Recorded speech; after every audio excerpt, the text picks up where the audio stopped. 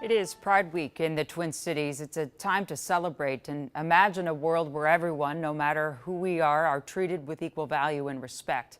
And it's also a time to reflect on the very real threats that people in the LGBTQ community face every single day.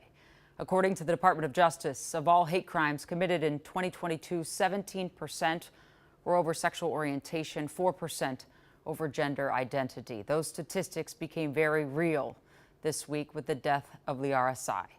Liara was a trans woman who her friends and family say recently just moved to Minneapolis because of our reputation for embracing people like her. She was found dead in a car this week, a victim of a violent crime. Right now, there's no information indicating this was a hate crime, but that doesn't change the fear it sparks for a lot of people here.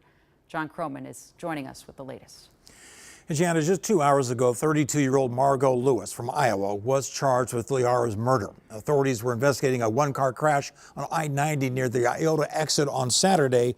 And when they found Margot Lewis in the median, then found Liara in the back of her car, dead. Minneapolis police checked Liara's apartment in the Elliott Park neighborhood and found signs of violence that happened there. Prosecutors allege that Lewis stabbed Liara in that Minneapolis apartment, then drove her body south to Olmsted County before crashing. Now, Lewis is in jail tonight, and a person who knows Liara told investigators the suspect and Liara knew each other for several years.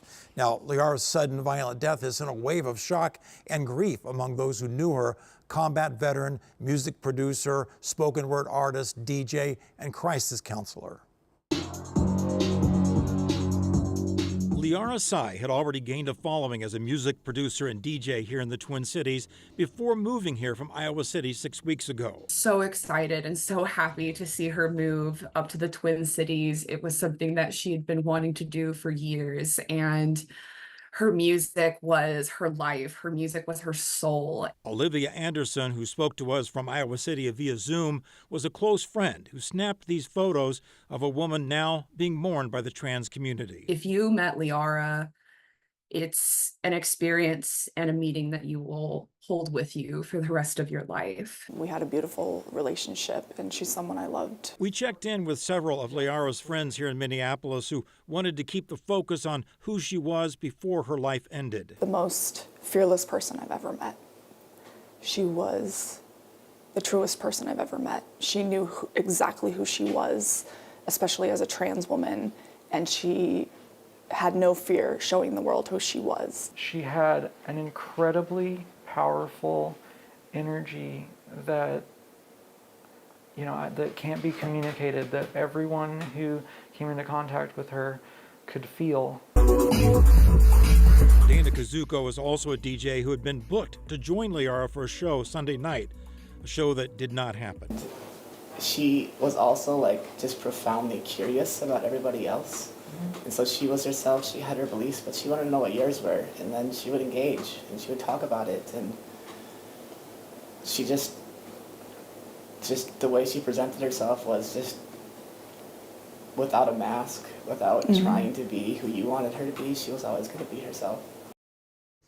Now, the friends we talked to say they expect more memorials coming up, more ways to remember Liara and her impact on the community. Even though she'd only been here 6 weeks, she had a lot of friends. She touched a lot of lives. And you mentioned, Jana, that there's no hate crime component to this as far as we know.